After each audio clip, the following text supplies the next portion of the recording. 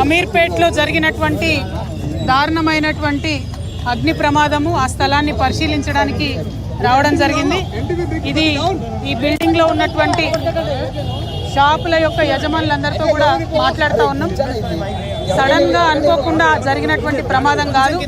ఇది పోయిన సంవత్సరం నుంచి కూడా పదే పదే షాప్ వాళ్ళు మరి వెనుకనే ఒక మెస్ ఉంది, ఆ మెస్ వల్ల షార్ట్ సర్క్యూట్ అవుతుంది, కంటిన్యూస్గా మాకు అగ్ని ప్రమాదం జరిగేటటువంటి పరిస్థితి ఉందని చెప్పి మరి అన్ని రకాలుగా వాళ్ళు పోయిన సంవత్సరం జరిగినటువంటి అంశాలన్నీ కూడా చూపిస్తూ పోలీస్ వాళ్ళకి చెప్పడము అన్ని రకాలుగా చెప్పడం జరిగింది.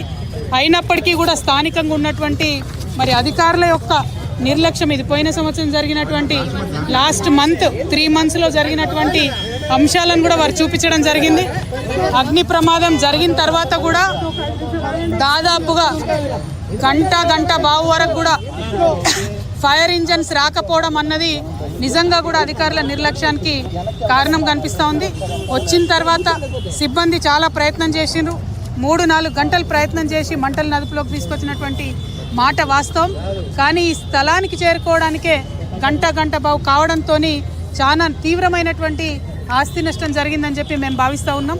యావత్ తెలంగాణలో కూడా గత సంవత్సరంతో పోల్చుకుంటే మరి ఈ సంవత్సరం ఎండలు ఎక్కువ ఉండడంతో దాదాపుగా 33% అగ్ని ప్రమాదాలు ఎక్కువ అవుతున్నాయని వాతావరణ శాఖ వాళ్ళు చెప్తున్నారు. మరి ఆ విషయం తెలిసి కూడా ప్రభుత్వం హైదరాబాద్ లాంటి మహానగరంలో ఎక్కడికక్కడ ఫైర్ ఇంజన్స్ని రెడీగా పెట్టుకోకపోవడం అంటే కేవలం ఇది నిర్లక్ష్యమే కారణం. కాబట్టి ప్రభుత్వ నిర్లక్ష్యానికి ప్రభుత్వం వెంటనే నష్టపోయినటువంటి ఈ షాప్ యజమానులందరికీ కూడా నష్టపరిహారం చెల్లించాలి. తీవ్రమైనటువంటి ఆస్తి నష్టం జరిగింది. దాదాపు 3 నుంచి 4 కోట్ల వరకు వారి యొక్క ప్రాపర్టీ కానీ అందులో ఉన్నటువంటి సరుకు కానీ నష్టపోవడం జరిగింది. అయితే ఇక్కడ ఉన్నటువంటి యజమానుల యొక్క ఫైర్ ఎన్ఓసీని కూడా మేము చూడడం జరిగింది. వారికి ఎన్ఓసీ ఉంది, ఫైర్ డిపార్ట్మెంట్ వాళ్ళు వచ్చి ఎంక్వైరీ చేసి ఎన్ఓసీ కూడా ఇచ్చినారు. మరి ఇంతగానము వాళ్ళు గత 3 నెలల నుంచి రిపోర్ట్ చేస్తుంటే ఎన్ఓసీ ఇవ్వడము, చుట్టుపక్కల ఉన్నటువంటి బిల్డింగ్స్ని కేర్ తీసుకోకపోవడము, సరైనటువంటి ఇన్స్పెక్షన్ చేయకపోవడంతోనే ఈ ప్రమాదం జరిగిందని నేను బలంగా నమ్ముతూ ఉన్నాను. మరి పొద్దునే హైడ్రా అధికారులు కూడా వచ్చి చూసి వెళ్ళినారని చెప్తున్నారు. వారు కూడా ఇంకా సీరియస్గా ఎంక్వైరీ చేయాలి. హైదరాబాద్ మొత్తం మీద ఇప్పటికే అనేక ప్రమాదాలు జరిగినాయి, చాలా వాటిని నివారించగలిగినారు. ఒక 1000 కోట్ల వరకు కూడా ఈ సంవత్సరం ఆస్తిని కాపాడగలిగినారు. కానీ ఎండలు, పర్యావరణం మారుతున్నటువంటి పరిస్థితుల్లో ఇంకా సీరియస్ కేర్ తీసుకోవాలి.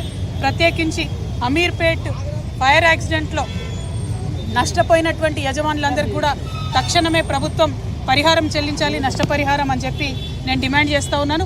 కరెక్ట్ ఎస్టిమేషన్ చేయాలి. మన అదృష్టం బాగుండి ప్రజలకు ఎటువంటి ప్రాణ నష్టం జరగలేదు, కానీ ఈ ప్రమాదం ఎప్పుడన్నా జరగవచ్చు. రాత్రిపూట వేరే చోట వర్కర్స్ ఉండే చోట జరగవచ్చు. అప్పుడు తీవ్రమైన పరిణామాలు ఉంటాయి. కాబట్టి ప్రభుత్వం వెంటనే మేల్కొనాలి. ఇటువంటి బిల్డింగ్స్ అన్నింటినీ కూడా చెక్ చేయాలి. మరి ముఖ్యమంత్రి గారే హోంమంత్రిగా ఉన్నారు, ఫైర్ డిపార్ట్మెంట్ కూడా వారి కిందనే ఉంటుంది. కాబట్టి ప్రత్యేకమైనటువంటి ఒక రివ్యూని కూడా ముఖ్యమంత్రి గారు చేపట్టాలి. ఏ జ్యూరిస్డిక్షన్లో ఫైర్ ఇంజిన్ ఎటు రావాలి, సిబ్బంది ఎటు పోవాలనేటటువంటి కన్ఫ్యూజన్ లేకుండా కూడా చేయాలి. ఎందుకంటే ఇక్కడ యాక్సిడెంట్ అయితే అమీర్పేట్ వాళ్ళు వస్తున్నారా, ఎస్ఆర్ నగర్ వాళ్ళు వస్తున్నారా, ఎర్రగడ్డ వాళ్ళు వస్తున్నారా అని జ్యూరిస్డిక్షన్ తెలియనటువంటి పరిస్థితి ఉంది. కాబట్టి తొందరగా చేరుకోలేకపోయినారు. నడి హైదరాబాద్లో అమీర్పేట్ సెంటర్లో ఫైర్ డిపార్ట్మెంట్ వాళ్ళు రావడానికి గంట బావు పడితే మరి మనం ఎట్లా హైదరాబాద్ సిటీని కాపాడుకుంటామన్న విషయాన్ని కూడా ప్రభుత్వం ఆలోచన చేయాలి. యాక్సిడెంట్ అయిన 9 to 10 minutes లోపల ఖచ్చితంగా ఫైర్ ఇంజన్లు వచ్చే విధంగా